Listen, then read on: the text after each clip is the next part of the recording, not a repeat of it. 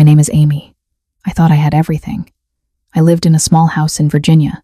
The house had a white door. It had a small garden. I loved my house very much. I was 38 years old. I worked as a book editor. I read books every day. I fixed words and sentences. I liked my job. It was quiet and calm, but the best thing in my life was Raphael. He was 40 years old. He worked as an architect. He drew buildings and houses. He was very talented and smart. Raphael was my fiancé. We were engaged. He gave me a beautiful ring. The ring had a small diamond. I wore it every day. I looked at it often. It made me smile. Raphael was a perfect man. He was warm and kind. He always smiled at me. He held my hand when we walked. He said nice things to me. He made me feel safe and loved. Raphael cooked dinner for us every night. He made pasta and fish. He made salad and soup. Everything was delicious. We ate together at the table. We talked about our day. We laughed together. Raphael loved our garden very much. He worked there every weekend. He planted flowers and vegetables. He cut the grass. He watered the plants. The garden looked beautiful because of him. We planned our wedding together. We wanted a fall wedding. The date was in October. We chose a small outdoor place. We invited 50 people. They were our family and friends. I bought a white dress. It was simple but pretty. Raphael bought a dark blue suit. We looked at flowers. We chose white roses. We talked about food and music. Everything was ready. We were so happy.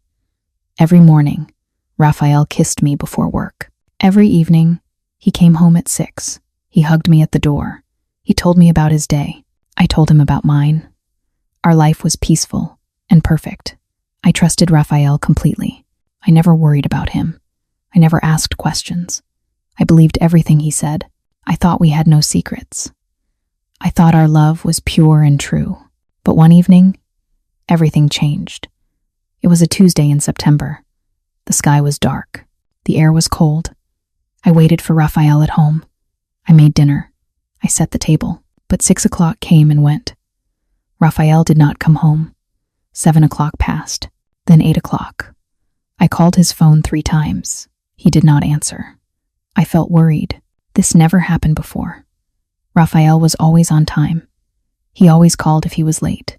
At 9 o'clock, I heard the door open. Raphael walked in slowly. His face looked tired. His hair was messy. His clothes looked old and dirty.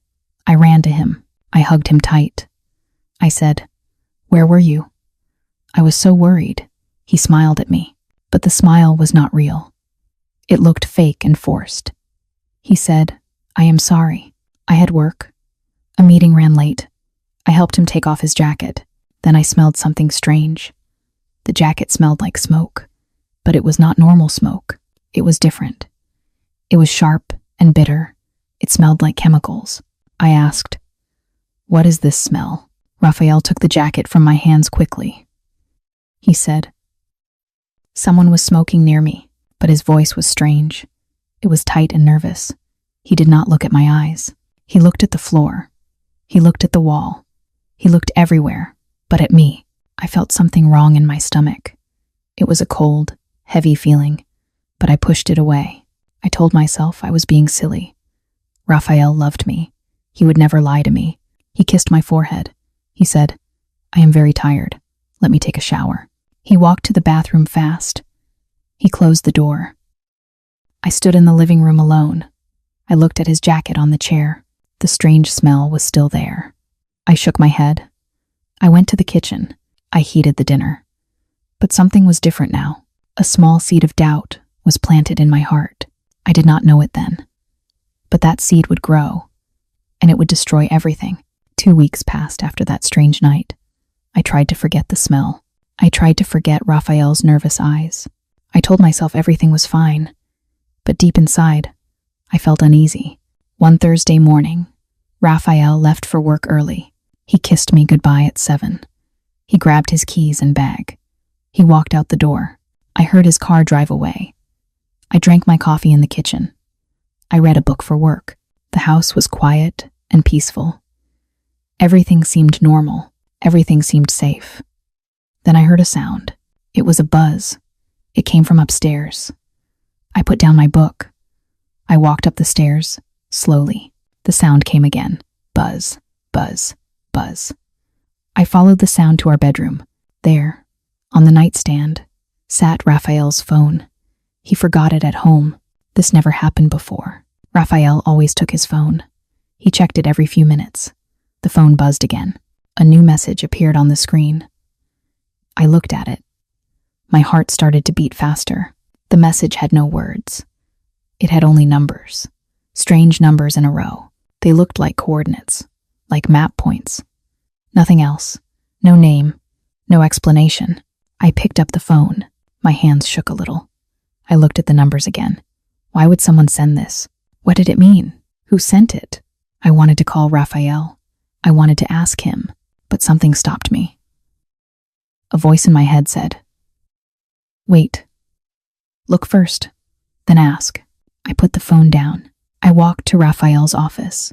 It was a small room at the end of the hall. He kept the door closed most days. He said he needed quiet to draw. I opened the door slowly. The room was neat and clean. There was a desk near the window. There were shelves with books. There were papers on the desk.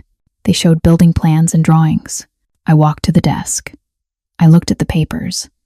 They showed normal architecture work, houses, office buildings. Nothing strange, nothing unusual, but I felt something was wrong. I felt it in my bones. I looked around the room again. I looked at the walls. I looked at the shelves. I looked at the floor. The floor. Something about the floor looked different. Near the desk, one board looked newer than the others. The color was slightly different. The wood was cleaner. I kneeled down on the floor. I touched the board with my fingers. It moved a little. My heart beat faster. I pushed the board harder. It lifted up easily. Underneath the board was a hole, a secret compartment. Inside the hole was a metal box. The box was gray and cold. I pulled it out carefully. I opened the box with shaking hands. Inside, I saw things that made my blood freeze. There were 3 passports. I picked up the first one. I opened it. The photo was Raphael's face, but the name was different. It said, Michael Torres. I opened the second passport. Same face, different name. James Cooper. I opened the third one. Again, Raphael's face. Another fake name. David Chen. 3 different names. 3 different countries. All fake. All lies. Under the passports was a small device. It looked like a radio, but it was more complex. It had buttons and wires. It had a small screen. It looked expensive. It looked professional. It looked dangerous. I found a folder under the device. I opened it with cold fingers. Inside were photos. Not family photos. Not wedding photos. These were photos of buildings, government buildings, power plants, military bases, water treatment centers. Each photo had notes. The notes showed details, where the cameras were, where the guards stood, what time people came and went. Everything was recorded. Everything was documented. I found maps too. They showed roads and locations. They had marks and circles. They had codes written in the corners. I saw dates. I saw times. I saw plans. My whole body started to shake. I sat on the floor. The papers fell from my hands. I could not breathe properly. My head felt light and dizzy. Raphael was not an architect. He never was. This was all a lie. A big, terrible lie. He was a spy. He was stealing secrets. He was collecting information about important places, places that kept people safe, places that ran the country, and he was giving this information to someone else, someone dangerous, someone who wanted to hurt people, maybe hurt our country. I looked at the fake passports again. I looked at his smiling face in each one. That face I loved. That face I trusted. That face I kissed every morning. Who was he really? Did I ever know him at all? I put everything back in the box. I put the box back in the hole. I put the board back in place. My hands moved on their own. My mind was empty and numb. I walked back downstairs like a ghost. I sat on the couch. I stared at the wall. The morning sun came through the window, but I felt so cold, so terribly cold. The man I loved did not exist. The man I was going to marry was a stranger, a dangerous stranger, and I had let him into my life, into my home, into my heart. I waited all day for Raphael to come home. I sat on the couch. I did not move. I did not eat. I did not drink water. I took one passport from the box earlier, the one with the name Michael Torres. I put it on the kitchen table, right in the middle, where he would see it immediately. The hours passed slowly. 3 o'clock, 4 o'clock, 5 o'clock. The sun moved across the sky. Shadows grew long in the house. Still, I waited. At 6 o'clock, I heard his car. I heard the engine stop. I heard the car door close. I heard his footsteps on the path. My heart beat so hard. I thought it would break my chest. The front door opened. Raphael walked in smiling. He called out, "Amy, I am home." I did not answer. I sat at the kitchen table. My hands were folded. My face was blank. I looked at him with empty eyes. He walked into the kitchen. He saw me sitting there. His smile faded a little. He said, "Are you okay? You look pale." I did not speak. I just pointed at the table. I pointed at the passport. Raphael looked down. He saw it. His whole body froze. His face turned white. All the blood drained away. His mouth opened, but no sound came out. We stood there in silence. The clock on the wall ticked loudly. Tick, tick, tick. Each second felt like an hour. Finally, I spoke. My voice was cold and hard. I said, "Who is Michael Torres?" Raphael closed his eyes. He took a deep breath. He put his bag down slowly. He pulled out a chair. He sat down across from me. He said nothing for a long time. He just looked at the passport. His hands shook on the table. I asked again, "Who are you really?" He looked up at me. His eyes were full of pain, but I did not care about his pain. Not anymore. He said quietly, "You know already. You looked in my office." "Yes," I said. "I found everything. The passports, the device, the photos, the maps." Raphael put his head in his hands. He said, "I am so sorry, Amy." "Sorry?" My voice got louder. "Sorry? You lied to me. About everything." "Who are you?" He looked at me again. Tears filled his eyes. He said, "My real name is Raphael. That part is true. But I am not an architect. I never was. What are you then?" I asked. But I already knew. I just wanted to hear him say it. "I work for an organization," he said slowly.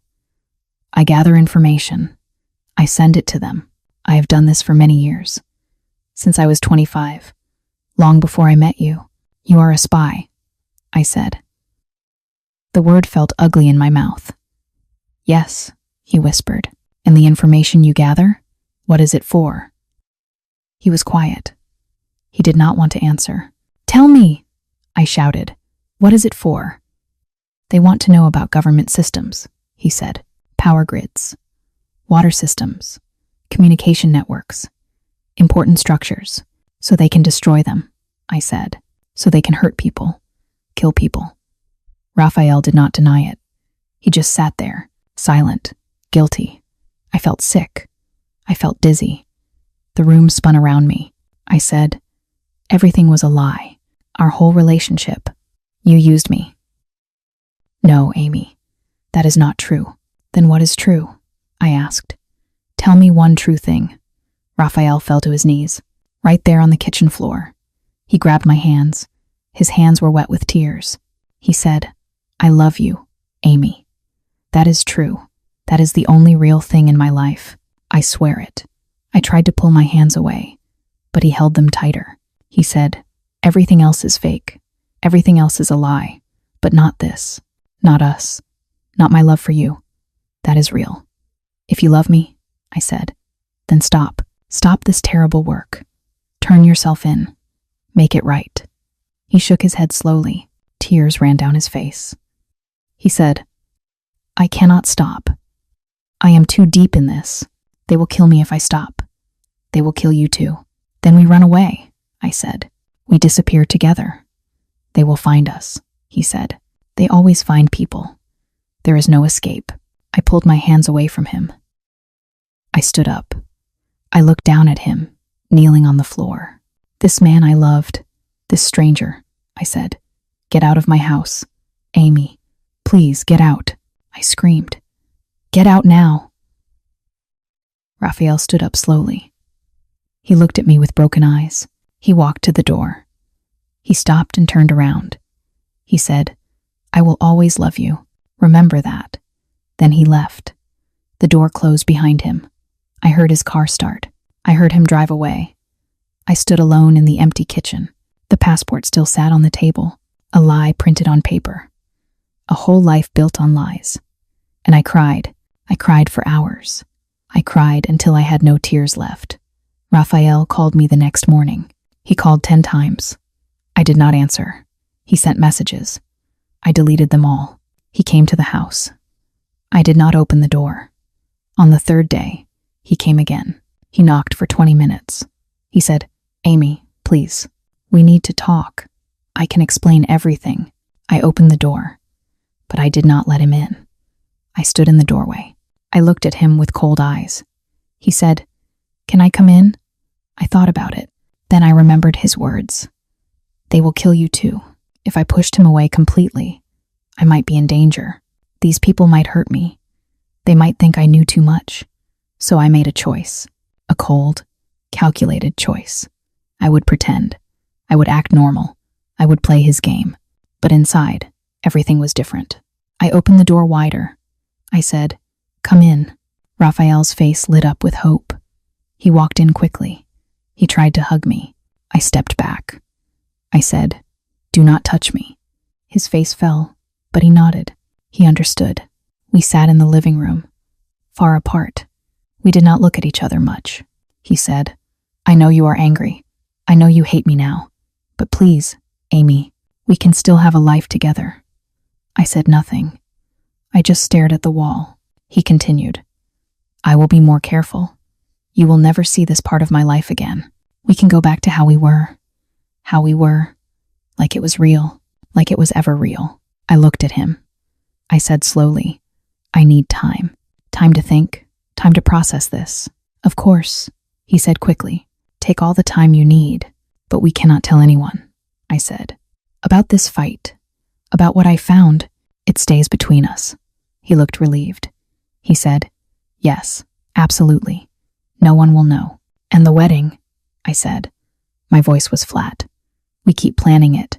We act normal. People cannot suspect anything is wrong. Raphael nodded eagerly. He said, Yes, yes, we will do that. Thank you, Amy. Thank you for giving me another chance. I did not say I was giving him a chance, but he heard what he wanted to hear. The days passed. Raphael came home every evening. We ate dinner together. We talked about small things, the weather, the news, the wedding plans. But at night, we slept in separate rooms. I could not bear to be near him. The smell of him made me sick. The sound of his voice made my skin crawl. During the day, when Raphael was at work, I changed. The soft, trusting Amy died. A new Amy was born. Harder, colder, smarter. I stopped crying. Tears were useless. They changed nothing. They fixed nothing. I started thinking clearly. Raphael was a traitor. He betrayed our country. He helped dangerous people. He put innocent lives at risk, and I was going to stop him. One afternoon, I went to a library in another town. I used a public computer. I searched for government contact information. I found a number, a special number for reporting security threats. I called from a payphone. I had never used a payphone before. My hands shook as I put in the coins. A voice answered. Federal Security Hotline. How can I help you? I took a deep breath. I said, I have information about a spy, a real spy. In Virginia, there was a pause. Then the voice said, Please hold. Another voice came on. A man's voice, deep and serious. He said, This is Agent Miller. Tell me what you know. The maps. Everything. Agent Miller listened carefully. He did not interrupt. When I finished, he said, "This is very serious, very important. We need to meet." We met 2 days later, in a coffee shop far from my home. Agent Miller was a tall man. He had gray hair and sharp eyes. He looked at me like he could see into my soul. He said, "What you are doing is brave and dangerous." I said, "I do not care about danger. I care about justice." "Does he suspect anything?" Agent Miller asked. "He thinks I forgave him. He thinks we are back to normal." Agent Miller nodded. He said, "Good. Keep it that way. Pretend everything is fine. Watch him carefully. Tell us everything he does, every person he meets, every place he goes." "And then what?" I asked. "And then we catch him," Agent Miller said. "And everyone he works with," I agreed. We made a plan, a careful plan. I would become a spy too, but I would spy on Raphael. The weeks passed. I played my role perfectly. I smiled at Raphael. I talked about flowers and cake. I showed him my wedding dress. I acted excited and happy. But every night, I wrote notes. I recorded times and dates. I took photos secretly. I sent everything to Agent Miller. Raphael noticed nothing. He was happy again. He thought he won. He thought love conquered all. He thought I chose him over everything else. But he was wrong. So very wrong. I chose my country. I chose safety. I chose justice. And I would make him pay for every lie, for every betrayal, for every moment of false love. The wedding date came closer, October 10th. Everything was ready. The flowers were ordered. The food was chosen. The guests were invited. Raphael did not know the truth. On our wedding day, he would not marry me. He would meet justice instead. I looked at my engagement ring.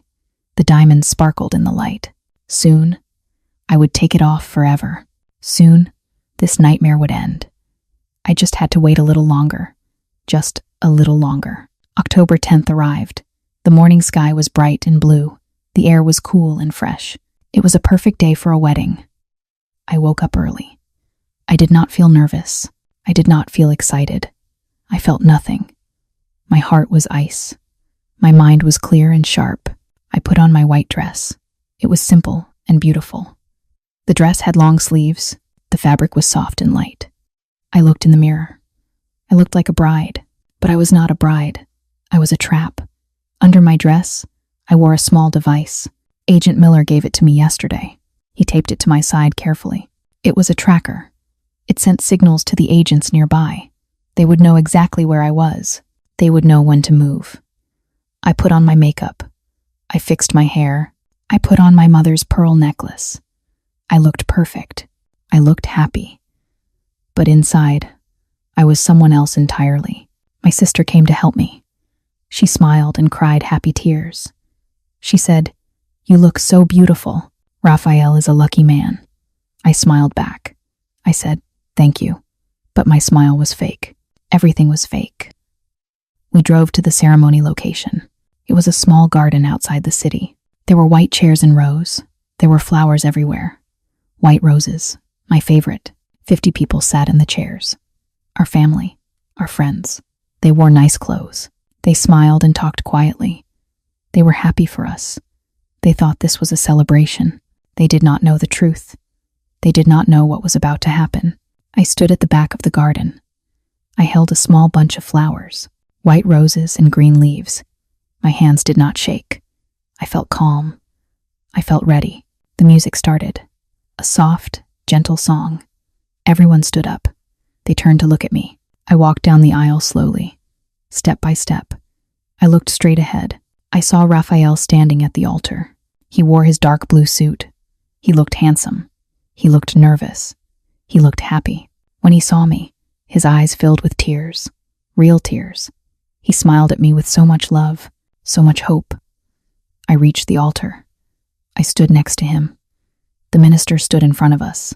He was an old man with white hair. He smiled kindly at us. The ceremony began. The minister talked about love, about trust, about forever. His words felt like knives in my chest. Then came the vows. Raphael turned to me. He took my hands. His hands were warm and soft. Mine were cold as stone. He said, "Amy, I love you more than anything in this world. You are my light, my hope, my future. I promise to take care of you forever. I promise to make you happy. I promise to be honest and true, honest and true." The lies burned in the air between us. He continued, "You saved me from darkness. You made me believe in goodness again. I will spend every day showing you how much I love you." His voice cracked with emotion. Tears ran down his face. He meant every word, or he thought he did. Everyone in the audience said, "Aw." Some people cried. They thought it was beautiful. They thought it was romantic. I looked at Raphael. I looked into his eyes. Those eyes I once loved. Those eyes that lied to me every single day. I leaned closer to him. I whispered very quietly. Only he could hear. I said, "I will never forget this day." He smiled. He thought I meant it in a good way. He thought I was promising my love, but I meant something else entirely. The minister cleared his throat. He said, "Now, before we continue, I must ask, does anyone object to this marriage? Speak now, or stay silent forever." The garden was quiet. Everyone waited. No one moved. No one spoke. Then I heard them. Car doors. Footsteps. Many footsteps. Fast and heavy. Suddenly, men in dark suits rushed into the garden. 10 men. 20 men. They came from all sides. They wore badges. They carried guns. People screamed. People stood up. Chairs fell over. Flowers scattered on the ground. The agents surrounded the altar. They surrounded Raphael. One agent grabbed his arms. Another pulled out handcuffs. Raphael's face went white. He looked at me. His eyes were full of shock, full of confusion, full of fear. He said, "Amy, what is happening?" I stepped back from him. I said clearly, I called them. I told them everything. I gave them all the proof they needed. "You?" His voice was a whisper. "You did this?" "Yes," I said. "I did this." Agent Miller walked up to us. He looked at Raphael. He said, "Raphael Garcia, you are under arrest for espionage, for treason, for crimes against the United States." The agents turned Raphael around. They put the handcuffs on his wrists. Click, click. The sound was final. The sound was justice. Raphael looked at me over his shoulder. Tears poured from his eyes. He said, "How could you? I loved you." I walked closer to him. I looked him in the eyes one last time. I said, "You are a traitor. You betrayed our country. You put innocent people in danger. Love does not excuse that. Nothing excuses that." I reached up. I took off my engagement ring. The diamond caught the sunlight one last time. I took his handcuffed hands. I dropped the ring into his palm. I said, "This was never real. Goodbye, Raphael." The agents pulled him away. They walked him through the garden, past the shocked guests, past the fallen chairs, past the scattered flowers. People stared at me. Some looked angry. Some looked confused. My sister ran to me. She said, "Amy, what just happened?" But I could not answer. I just watched Raphael disappear into a black car. I watched the car drive away. The wedding was over, but my work was done. My country was safer now. Justice was served, and I felt nothing at all. The trial lasted 3 months. I had to testify in court. I sat in a chair.